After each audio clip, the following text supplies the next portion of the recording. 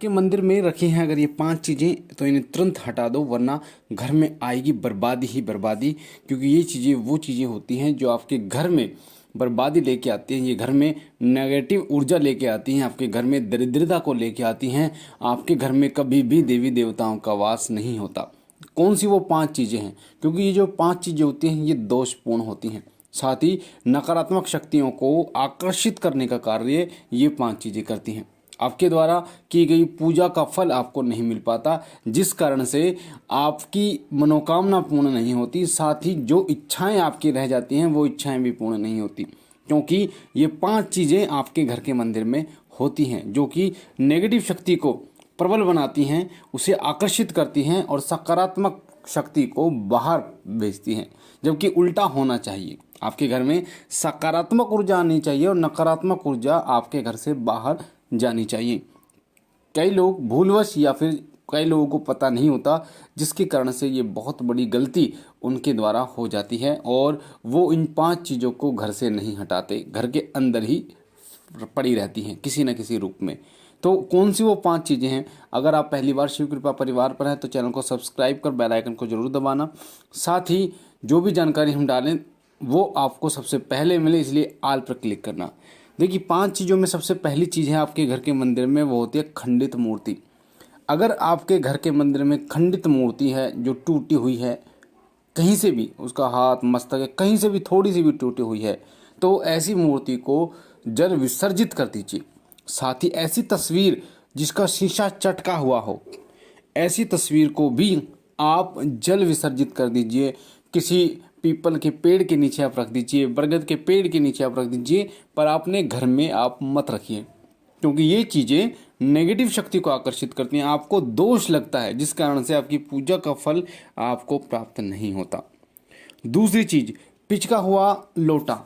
कई लोग घर के मंदिर में जो जल भगवान सूर्य को जल देने के लिए लोटा वो लोग रखते हैं, कांसे का पीतल का लोटा, तो वो लोटा पिचका होता है, जगह जगह जैसे पिचका होता है, जिस कारण से उस लोटे के माध्यम से चढ़ाया गया जल तो भगवान सूर्य को देवी देवताओं को प्राप्त होता है, पर कहीं ना कहीं उसका दोष जो है वो उसी के साथ आपको लगता है।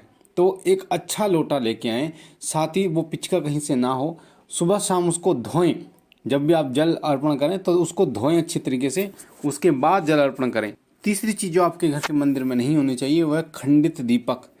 वैसे तो दीपक कई तरीके के चल गए हैं, कांसे के, पीतल के, और सबसे उत्तम जो दीपक होते हैं वो मिट्टी का दीपक सबसे उत्तम होता है, क्योंकि मिट्टी के दीपक के द्वारा भगवान जल्दी प्रसन्न होते हैं। आपकी जो विनती है वो उन तक जल्दी पहुंचती है। आपके द्वारा जो दीपक जलाया जा रहा है, जो दीपदान आप कर रहे हैं, वो दीप उन तक बहुत जल्दी पहुंचता है। तो इसलिए मिट्टी का दीपक ही आपको इस्तेमाल करना चाहिए। पर जो मिट्टी का दीपक कहीं से खंडित हो गया है, कहीं से टूट गया है और आप उससे ही पूजा कर रहे हैं, उससे ही आरती कर रहे हैं, देखिए आरती तो बहुत दूर है, आरती अगर आप करते हैं तो उसका तो बहुत बड़ा दोष लगता है, पर अगर आप उसकी जोत भी जलाते हैं तो उससे आपको दोष लगता है। इसलिए उस दीपक को भी, खंडित दीपक को भी आपको जल विसर्जित कर देना चाहिए। साथ ही कई लोगों के साथ ऐसा क्या होता है कि कई महिलाएं जो माता बहनें होती हैं वो आटे को गूंद कर फ्रिज में रख देती हैं जल्दी के मारे कि जल्दी रोटी बन जाएंगी। पर आपको बता दूं, गूंदा हुआ आटा कहा जाता है प्रेतों का भक्षण होता है, यानी प्रेतों का भोजन होता है। जो गूंद के आप रात को आटा रख देते हैं वो प्रेतों का भक्षण होता है।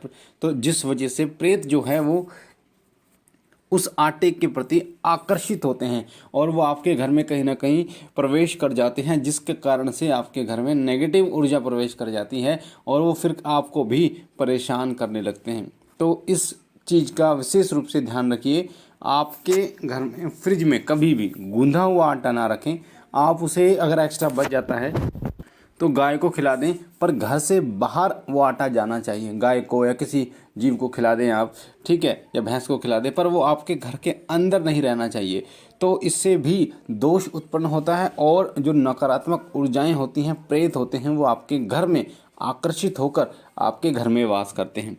और जो लास्ट चीज़ है वो है कि खड़ी झाड़ू अपने घर में आपको बिल्कुल भी नहीं रखनी चाहिए। कई माता बहनों की आदत होती है कि दीवार के सहारे खड़ी झाड़ू रख दी उन्होंने, तो कभी भी खड़ी झाड़ू नहीं रखनी चाहिए। कहा जाता है कि झाड़ू जो होती है वो माता लक्ष्मी का प्रतीक होती है और जब आप खड़ी झाड़ू रखते हैं तो इसका दोष उत्पन्न होता है, माता लक्ष्मी आपके घर में आते आते वापस चली जाती है। या कई लोग ऐसा होते हैं कि वो झाड़ू को पैर लगाते हैं, जो कि बहुत गलत होता है। झाड़ू को पैर लगाना मतलब है माता लक्ष्मी को रुष्ट करना होता है, इसलिए उस घर में सदैव दरिद्रता, जो माता लक्ष्मी की बहन है, दरिद्रता वास करती है। उस घर में कभी भी महालक्ष्मी निवास नहीं करती और उस घर में सदैव टोटा रहता है। साथ ही शाम को आप कभी भी झाड़ू लगाएं। अगर किसी कारणवश आपको झाड़ू लगाना पड़ रहा है तो उस कूड़े को घर के बाहर ना निकालें, किसी भी कारण। वैसे तो शाम को झाड़ू लगाना ही नहीं चाहिए, रात को झाड़ू नहीं लगाना चाहिए। शाम को तो आप 4-5 बजे झाड़ू लगा लीजिए, पर रात को झाड़ू नहीं लगानी चाहिए। तो रात को अगर किसी कारणवश आपको झाड़ू लगानी पड़ रही है तो वो जो कूड़ा होता है उस कूड़े को घर के बाहर ना करें, उस कूड़े को घर के अंदर ही रहने दें। क्योंकि शाम का समय, रात का समय वो समय होता है जब महालक्ष्मी आपके घरों में निवास करती है, जब महालक्ष्मी आपके घरों में आती हैं। और जिस घर में झाड़ू उस समय तक लग चुकी होती है, जैसे 4-5 बजे तक माता बहनें झाड़ू लगा देती हैं, इसलिए लगा देती हैं क्या कि माता लक्ष्मी वहाँ पर वास करे। तो माता लक्ष्मी का समय हो जाता है आने का। तो जिस घर में 4 से 5 बजे झाड़ू लग जाती है उसके बाद माता लक्ष्मी उस घरों में जरूर आती है और वो घर धन संपदा से, ऐश्वर्य से सदा ही परिपूर्ण होते हैं। तो ये 5 ऐसे चीज़ें हैं जो आपको अपने घर के मंदिर में नहीं रखनी चाहिए, आपके घर में नहीं रखनी चाहिए, जिनसे नकारात्मक ऊर्जाएं, प्रेत आपके घर में निवास करते हैं और इनका दोष आपको लगता है।